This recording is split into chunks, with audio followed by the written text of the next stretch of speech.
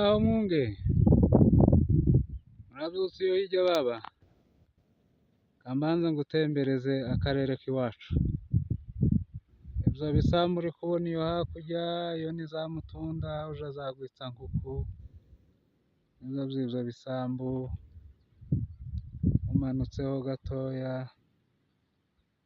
urabona amazu, ni amazu ya Karingi. Urabona hariya hari ibisambu, hari nk'amarango y'ibibira, ayo bahita muri Nyamabuguma ariyo shene ya Mitumba. Iyi ni Karingi, iyi ni Irundu, kabisa. Hakurya ni za Karongi, za Gakenke. Urabona iriya misozi, iriya ni za Muriza, uja za Rugera. Urabona aha hari amazu menshi, iyi ni Madegu. Mbanze ngutembereze mu karere ukabone kwanza. Iyi ni Madegu kabisa. Zamutseho kidogo, iyo ni Kiziba. Iyo Rangwa urangiza ni rya Ruhemba. Hasi urabona hari amazu, Nyarujoka ni Gishigo, Uwimishasho. Ugakomezaho, aya marango ni amarango ya Gahwera, urabona asa n'ayumyeho. Hakurya urabona nk'amazu ni ahitwa ku Wimfunsi. Uzamutse ukomeje, hariya uri kubona amazu ku Karangwa hari ikibira, hariya ni mu Gahwera ahitwa ku Musingi. Ngaka akarere k'iwacu baba, wari ukugira ngo nkuryohereze mugire gahunda yo gutaha. Murabona ukuntu iwacu ari heza, mwamara mukaguma iw'abandi. Nimuze twubake iwacu, nimuze twubake iwacu. Harakenewe kandi hakenewe abanyembaraga, abasore bakiri batoya nkamwe. Muze twubake iwacu kabisa, tutagumya kuba igitutsi mu mahanga. Ndabasuhuje kandi mbahaye ikaze ku makuru yacu y'uyu munsi ku wa gatanu, iminsi 3 ukwezi kwa 4 2026. Imbere ya kamera turi kumwe n'umutumirwa wacu. Reka twibwire tuze gukomeza ibiganiro byacu, mwatwibwira hanyuma tugakomeza. Murakoze cyane, nitwa Hakizimana Pacifique, ngira ngo nuko kose. Nuko bihagije. Hanyuma Pacifique, mwavuye mu Mushasha muza gusura ababyeyi no ruguru. Ikintu cabateye cyane kugira ngo mube mwasiga ibikorwa mwari mufite, mwumve ko mwarenga ino ruguru gusura inshuti n'abavandimwe. Ese iki kintu cabajemo gute kugira ngo mube musize nk'ibyo bikorwa mwariho muzino, kandi muzi ko ari mu ntambara, muzi ko umuntu ashobora gupfa, muzi ko n'izindi ngorane ziba zihari? Ikintu cabajemo gute? Murakoze cyane, reka tubashimire ku butumire bwanyu. N'uyu mwanya tugiye kuganira.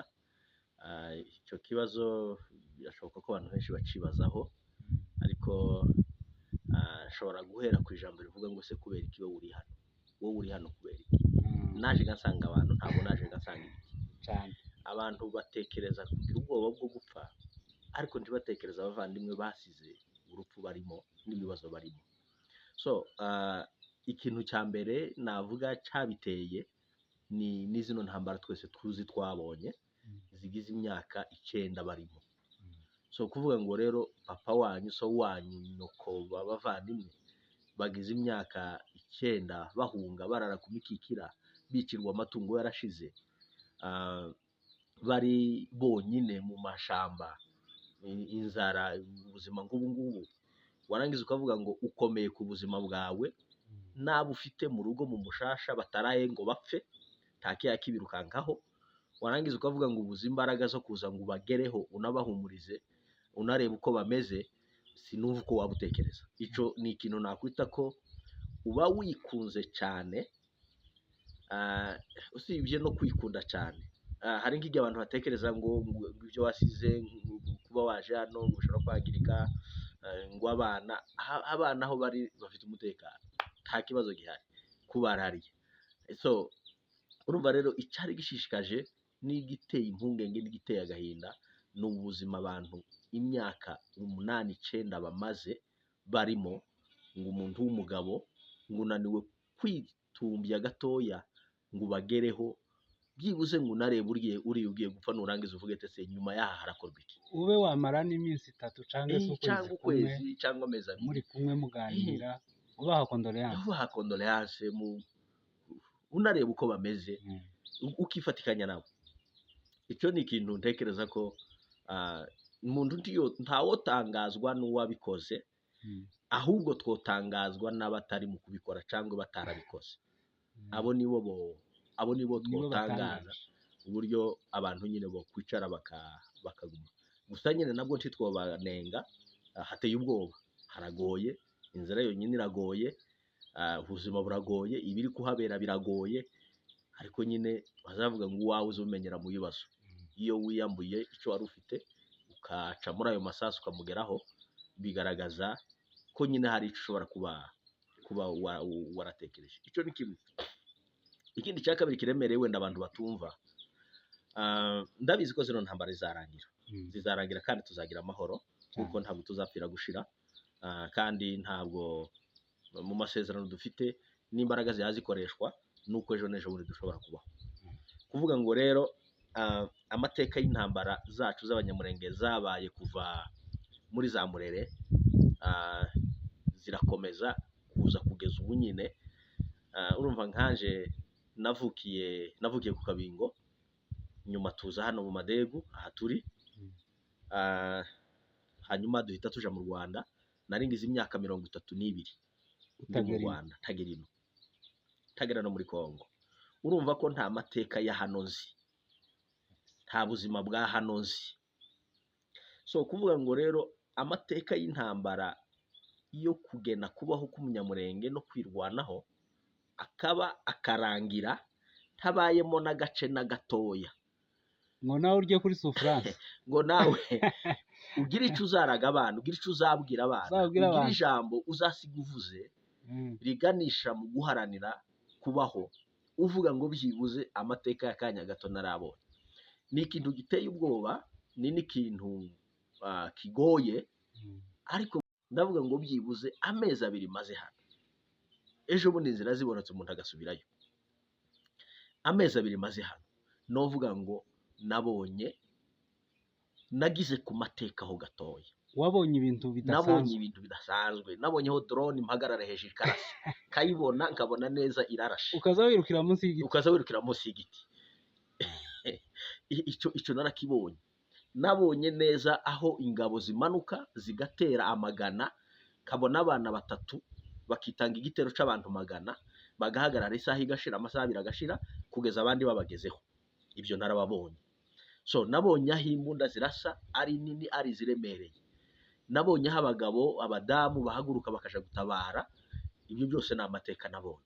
Nubwo novuga ngo je sinarwanye, kavuga ngo je wenda bitewe nyine n'imyaka n'ibindi, ariko byibuze hari akantu nabonye shobora kuzabwira abana, nkabwira n'abazankomoka, nkabwira ati aka kantu narakabonye bana, kandi kararura, tuzakirinda.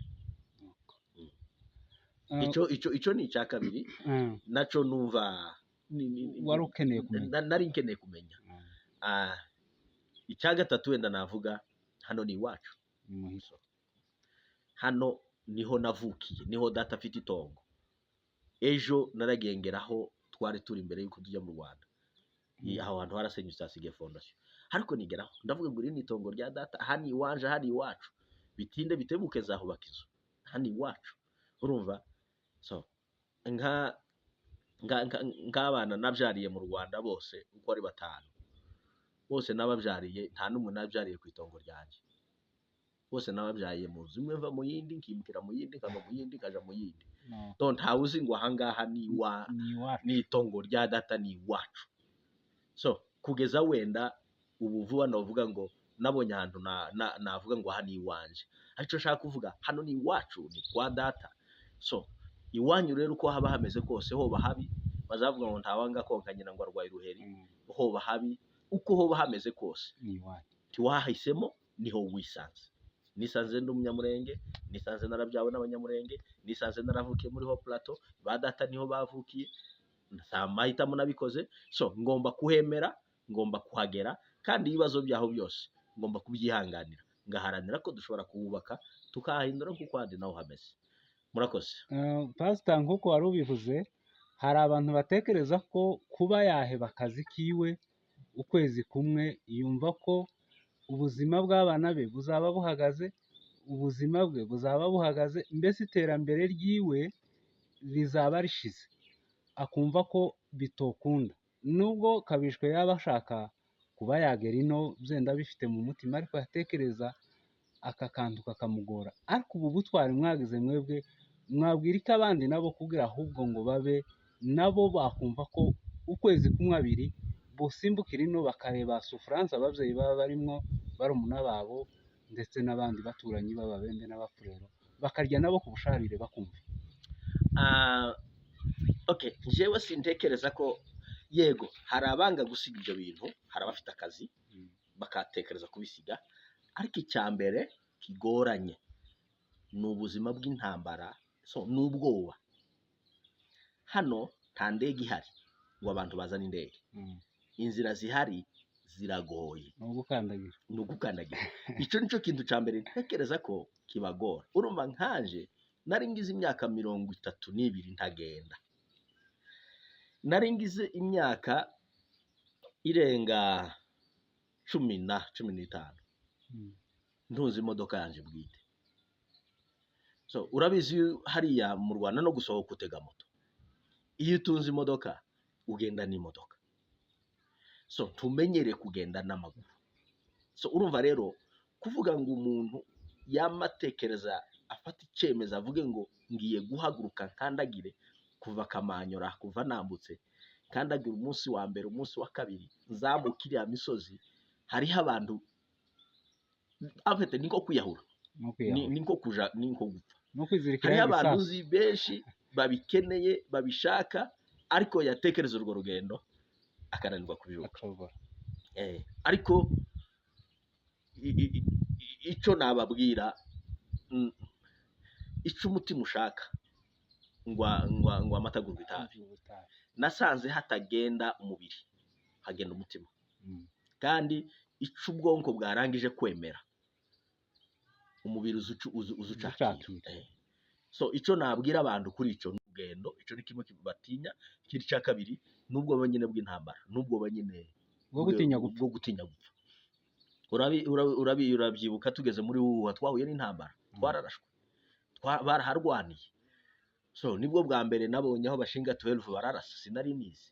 So mbona amasasa abantu bararaswa, nibwo bwa mbere nari mbonye ko isasu rigucaho, kumva isasu ngo zui, kumva irindi ngo zui yamaye. Ese ndi wabaye nk'ushituka ngube nko kugiraho nk'ubwoba, kurya hazagira ubwoba umuntu uzi ibintu. Ngo umugabo umwe mu gihe abantu bagapita bakaderi, ngo abasirikare baraje barambwira ati kandi twokurasa, ngo yamafata urutoki arushira ku munwa w'imbunda, ngo arangiza aravuga ati ngaho ndasa, simpapfundikiye uracandashe gute, ati ngagara ukimagira urebe ko kurya hagira ubwoba umuntu uzi uburemere n'ikintu.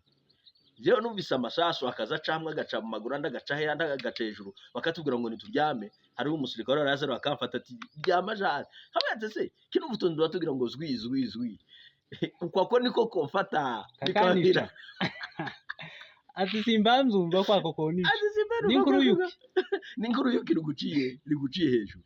Ico naza numva nyene gasa nk'uwikanze ni umuripuko w'imbunda, zikaba nyinshi 12 kubita kuva nyene bikanze kuvuga ati se niki bigenze gute. Ariko ntabwo banigeze ngira simbizi, sinaza ntekereza ko nopfa, kandi so abantu bagomba kumenya ko urupfu ntaho rutari. ntaho rutari. Muri Amerika rurahari, mu Rwanda rurahari, hapfa umunsi. Iyo byagushikiye wagira gute wopfa. Abantu ni ukurenga ubwoba, abantu ni ukumva ko bagomba kwihangana, abantu ni ukumenya ko bino bibazo ari ibyabo, bagomba kubigira ibyabo. Uko biri kose tugomba kugira abantu bapfira mu nzira bahe bazamuka. Tukavuga ngo uyu muntu yagize umutima arazamuka ariko bitewe n'umubiri uramunanira apfira mu nzira, tumushingura. Icyo ni cyerekana uburemere bw'ibibazo. Hagapfa 10, 50 bakagira gute bakarenga bagasura ababyeyi. Mu by'ukuri iki kintu cyo gusura ababyeyi no kubageraho nabonye ari ikintu kibashiraho morale, kibongera imbaraga, bahita bumva basa ngaho terega kumbe abandi baracagira icizere ko tukibaho, tuza tugira ngo abantu baraturetse burundu, twebwe twiyemeje gupfa gusa. So ntekereza ko ari ubwoba, ntekereza ko ari kunanirwa kwihanganira inzira, aricyo gituma nabasaba ko bashobora kwihangana. Hari n'abandi nyine bigoye kuba basiga ku kazi, kuba yasiga uwo mwana, kuba yagira bibagoye, ariko ibyo byose tugomba kubyirengagiza. Ibyo byose tugomba kubyirengagiza, twumva ko ibibazo ari ibyacu kandi nta bandi bagomba kubikemura ari twebwe, kandi ntidushobora kubikemurira hanze. Tugomba kubikemurira mu nzu, tugomba kubikemurira aho biri, kugira ngo tuhagere dutange ibitekerezo, duhumurize abantu, dukomeze n'abahari bumve ko bagira ibyiringiro ko bashobora kubaho. Basore bari ku rugamba bongere bumve ko nyine abantu bakibatekereza, bongere bahaguruke nabo bashiremo imbaraga, kubera ko bahe babona abantu nyine babafite kandi abantu babazirikana. Icyo ni ikintu cy'ingenzi.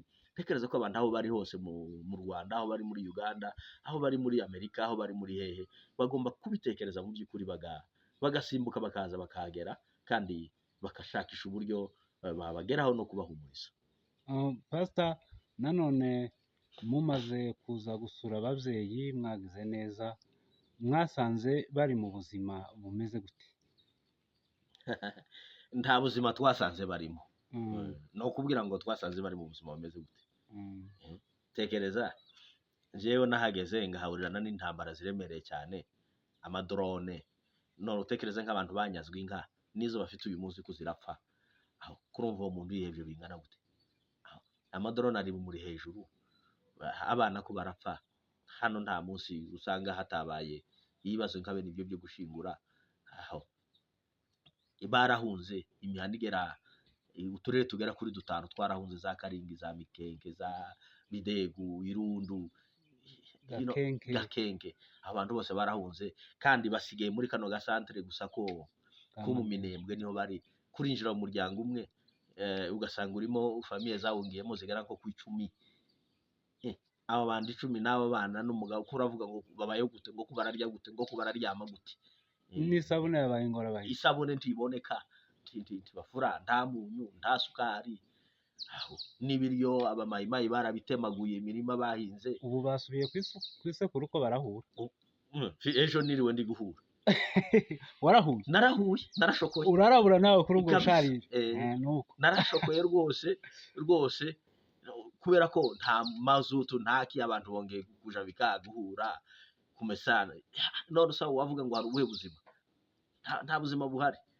Nukubesha mvuze ngo nasanze bari mu buzima bugoye. Navuga ko bari iriya niho bari mu buzima bugoye, no kwishura amazu. Ubwo buzima nyine buratugoye. Naho gahano ho nta buzima bafite. Barashise. Ntabwo kabisa. Ntabwo pe. Abantu barahamutse, abantu ntabwo tiwo bireba. Arigeza ntekereza atari naje kwitera agahinda gusa kurusa. Kubera ko ubona nyine ntacyo uri gukora. Ntacyo uhinduye kandi nta kindi nawe ukora kirenze ibyo bakoze kugira ngo usubire ubasove cyangwa se ubareme. Icyo nokora, icyo nakoze gusa ni ukubaha Paul kabwira ati nukunyine turi kumwe. Bakumva nyine ko mushiranye, ariko nta biraremereye. Murakoze cyane Pastor. Hanyuma tuja ku musozo, hari ubutumwa wagenera nanone abantu bari hirya no hino batwumva nyine kuko biri. Hari ababa bifuza ndetse no kugira ibikorwa bakorera ino, nk'uko nyine nawe wari uje kureba ababyeyi ati kwitongo ni kwitongo, iw'abandi ni iw'abandi. Ubutumwa wabagenera bwaba ari ubuhe tuja ku musozo? Ubutumwa nabagenera bwa mbere ni ukubabwira ko icyo dufasha gutekereza neza no kugira icyo twamarira abantu bari hano, nuko twabanza tukagira umubare uhagije w'abahagera bakamenya neza uburemere bw'ikibazo. Mm. Kurya kumva ikintu bitandukanye no kukibona. Cyane. Kandi iyo utekereza wariye waryamye uhaze ku mugoroba uvuye mu kazi unaniwe, bitandukanye no gutekereza uhaye ubona imirambo y'inka 50 kuri imbere. So ntekereza ko tugize umubare w'abantu bafatika b'abagabo bagera kuri tere bakareba ibibazo uko biri, bishobora gutuma hari duhindura imitekerereze, tukongera n'imbaraga zo gukora zirenze izo tugira gute izo dukora. Icyo nicyo kintu cya mbere nasaba, no gushishikariza abantu bose ko basimbuka bagasura ababyeyi, ariko kandi nkanashishikariza urubyiruko rwose rushoboka kumva ko bagomba kuza bagafatikanya n'abandi kurwanira igihugu, bakaza bagatabara kugira ngo ababyeyi be kwicirwa ku misozi. Icyo ni ikintu mu by'ukuri numva cya mbere nashira imbaraga. Ikindi cya kabiri navuga nuko ibi bibazo ni ibyacu. Niba dufite igisuzuguriro ni icyacu, niba tugawe ni icyacu, niba twishwe nuko nyine niko bimeze. So ibyo bibazo rero tugomba kubyemera, tugomba kubyakira. Kandi uko kubyemera no kubyakira bivuze ko ari inshingano zacu kubishakira igisubizo. So rero ntabwo dushobora gushaka igisubizo twicaye aho turi, ntabwo dushobora gushaka igisubizo turi mu bindi bintu byinshi bidutwaye umwanya. Tugomba kugira abantu mu by'ukuri bicara bagashakisha uburyo dushobora kugena kubaho kwacu ku mbaraga, ku bushake, gushaka no kudashaka, kubera ko nta yandi mahitamo dufite. Ubushize ejo barwana, hari abo twaba tuvugana ndetse noneho bigenze gutya, abantu bohungira he, ukabona ndaho urahungira he. Afete ni ukuvuga ngo badutsinde dupfe dushire. Hari mugabo numvise avuga ngo baturushije imbaraga ni ugupfa cyangwa tugahunga. So ntaho guhunga ahari, donc baturushije imbaraga ni ugupfa tugashira.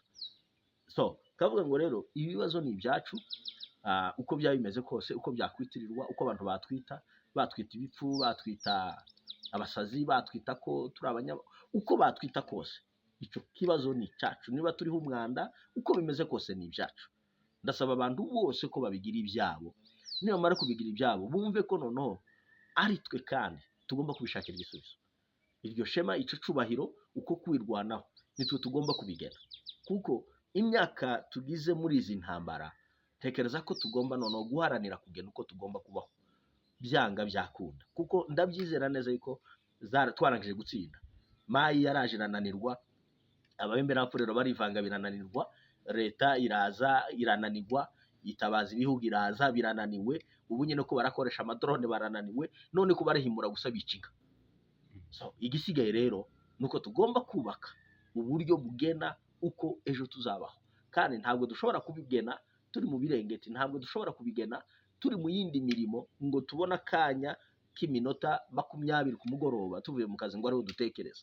Hagomba kuba abantu b'abagabo babirimo bahaguruka bakaja kuri tere bakadutekerereza no kutugenera uburyo ejo tuzabaho. Ubwo nibwo butumwa nobaha, kandi babwumve cyane. Bivuze bukeya ariko babyumve cyane.